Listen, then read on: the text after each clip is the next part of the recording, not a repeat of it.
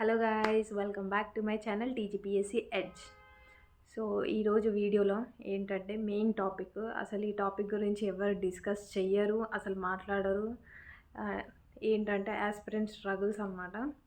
ఈ టాపిక్ గురించి అయితే అసలు ఎవరు మాట్లాడరు అసలు ఎందుకు అనేది కూడా నాకు అసలే అర్థం కాదు.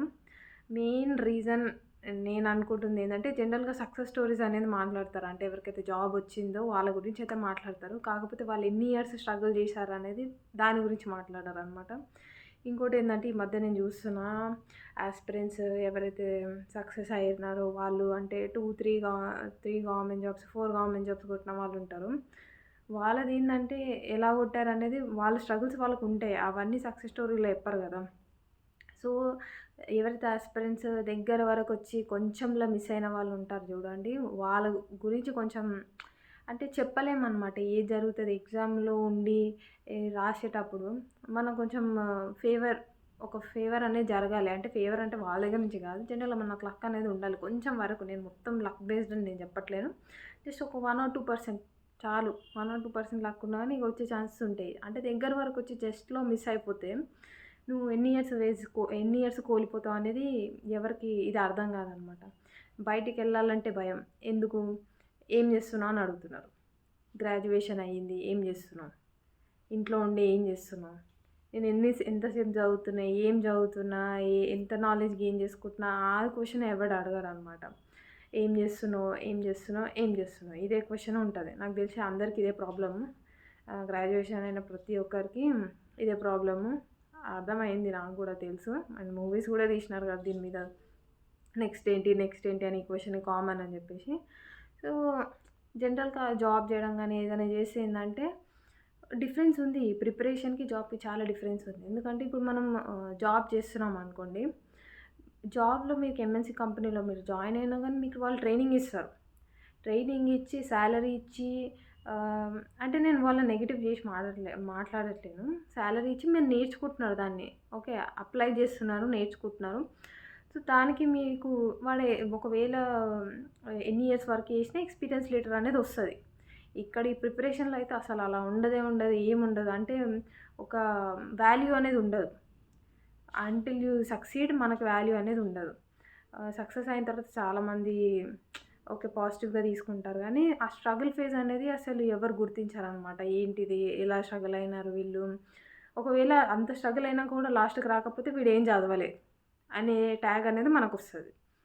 సో ఈ ప్రాబ్లమ్స్ అనేది చాలామంది యాస్పిరెంట్స్ ఫేస్ చేస్తూ ఉంటారు. ఎవరు దీని గురించి మాట్లాడారో ఒకసారి మీకు కూడా చెప్తే బాగుంటుందని అనుకున్నాను. ఎవరైతే బిగినర్స్ ఒకవేళ మీరు ఈ వీడియో చూస్తున్నట్టయితే మీరు కూడా గుర్తుపెట్టుకోండి. ఏంటంటే మీరు ఒకవేళ ఈ ఫేజ్లకి రావాలనుకుంటున్నారు, గవర్నమెంట్ జాబ్స్కి ప్రిపేర్ అవ్వాలనుకుంటున్నారు, not only state government jobs, central అయినా కానీ మినిమం మీరు పెట్టుకోండి 3-4 ఇయర్స్ మీరు పెట్టగలిగితే మాత్రమే దీనిలోకి రండి. లేదంటే రాకండి, వేస్ట్ ఆఫ్ టైం. మీరు అట్లీస్ట్ ఏదైనా జాబ్ చేసుకున్నా మీకు ఒక ఎక్స్పీరియన్స్ వస్తుంది, శాలరీ హైక్స్ అనేవి ఉంటాయి, ప్రమోషన్స్ అనేవి ఉంటాయి. అట్లీస్ట్ ఇది ఉంటారు, మీరు ఉన్న దానిలో మీ ఫ్యామిలీతో హ్యాపీగా ఉండొచ్చు. ఈ ప్రిపరేషన్ ఫేజ్లో వస్తే ఏంటంటే మీకు మీరే డిమోటివేట్ అయిపోతారు, సెల్ఫ్ కాన్ఫిడెన్స్ అనేది పోతుంది. సో ఈ నోటిఫికేషన్స్ ఎప్పుడు వస్తాయని వెయిట్ చేయలేక మీ టైం పోతుంది. మీకు ఏంటంటే మీరు డిప్రెషన్లోకి వెళ్ళిపోతారు ఈజీగా. అంటే అలా ఉంటుంది ఫేజ్ అనేది, అలా ఉంటుంది. ఇంకోటి ఏంటంటే ఇప్పుడు న్యూ కమర్స్ ఎవరైతే ఉన్నారో, అంటే మన ప్రిపరేషన్ ఫేజ్లోకి రావాలనుకుంటున్నారో, మినిమం మీరు 3-4 ఇయర్స్ ఇచ్చేసేయండి. అప్పుడైతేనే రండి, లేదంటే రాకండి, వేస్ట్ ఆఫ్ టైం. ఎందుకంటే ఇప్పుడు ఒకవేళ ఫర్ ఎగ్జాంపుల్ చెప్తున్నా, ఇయర్ నోటిఫికేషన్ వచ్చింది అనుకోండి, నేను చెప్తున్న ఎగ్జామ్ మొత్తం కండక్ట్ అయిపోయి రిజల్ట్స్ అయిపోయి మీకు ఒకవేళ మీరు సెలెక్ట్ అయినా కానీ మీకు రిజల్ట్స్ అన్నీ అయిపోయిన తర్వాత మీకు ఆఫర్ లెటర్ రానికే, అపాయింట్మెంట్స్ రానికే దగ్గర ఒక 2 ఇయర్స్ పడుతుంది. నాకు తెలుసు, స్టేట్ గవర్నమెంట్ గురించి నాకు బాగా తెలుసు. వీళ్ళు ఎప్పుడంటే డిలేస్ ఇవన్నీ నడుస్తూనే ఉంటాయి. ఈ గవర్నమెంట్ కాకపోతే నెక్స్ట్ గవర్నమెంట్ వస్తే మధ్యలో ఎలక్షన్స్ జరుగుతాయి, ఎన్నెన్నో ఉంటాయి. అసలు అవన్నీ మనం చెప్పలేమన్నమాట.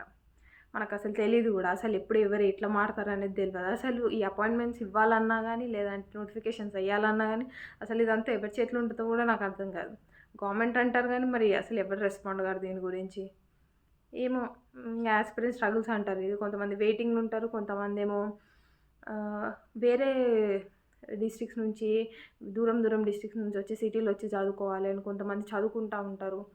సో వాళ్ళకి కూడా టైం వేస్ట్ అనమాట. ఇంత ఖర్చు పెట్టి అంటే వాళ్ళు ఇన్వెస్ట్ చేస్తున్నారు చదవడానికి కూడా. హాస్టల్స్‌లో, పీజీస్‌లలో ఉండి, కోచింగ్‌లలో ఉండి ఇన్వెస్ట్ చేస్తున్నారు. సో దీని గురించి ఎవరు మాట్లాడరు. వాళ్ళు ఎంత స్ట్రగుల్స్ ఫేస్ చేస్తున్నారు ఏంటనేది. సో మీరు కూడా మీ లైఫ్‌లో కూడా చాలా స్ట్రగుల్స్ ఉంటాయి. మీరు ఒకవేళ మీరు షేర్ చేసుకోవాలనుకుంటే కామెంట్ డౌన్ బిలో.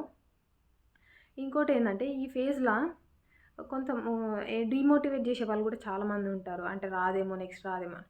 కానీ వన్స్ ఈ ఫేజ్‌లో దిగినాక యాస్పిరెంట్ ఒక్క అటెంప్ట్ ఇచ్చి వదిలేద్దాంలే అన్న వాళ్ళకి మాత్రం నేను ఒక పాయింట్ చెప్తున్నా. మీరు వన్స్ చదవడం స్టార్ట్ చేసి సరే ఒక్క అటెంప్ట్ 1 ఇయర్ ఇద్దాం అని అనుకునే వాళ్ళకి నేను చెప్తున్నా ఇది. 1 ఇయర్ అయిపోయిన తర్వాత ఒకవేళ మీకు రాకపోతే మళ్ళీ మీరు చదువుతారు. ఆ ఫేజ్ మీకు ఆగదు. అంటే మీకు ఎట్లా అనిపిస్తదంటే అరే ఇంతకాలం చదివినా కదా! సో ఇదంతా వేస్ట్ అయిపోతదేమో అనే ఫీలింగ్ తోటి మీరు ఇంకొక అటెంప్ట్ ఇద్దాం. ఆల్మోస్ట్ దగ్గరకొచ్చినా కదా! నెక్స్ట్ అటెంప్ట్‌లో క్లియర్ అయితది ఈజీగా. ఇంత చదివినా కదా! అనే ఫీలింగ్‌లోనే ఉంటారు. సో ఈ ఫేజ్ అనేది కంటిన్యూయస్‌గా నడుస్తూనే ఉంటది. సో 3, 4 ఇయర్స్ అందుకే మినిమమ్ నేను చెప్తున్నా. సో అది నేను ఈరోజు చెప్పాలనుకుంది. ఒకవేళ మీకు ఈ వీడియో నచ్చినట్టయితే లైక్, షేర్ అండ్ సబ్స్క్రైబ్. మనం నెక్స్ట్ వీడియోలో కలుద్దాం. Until then stay tune. Bye by.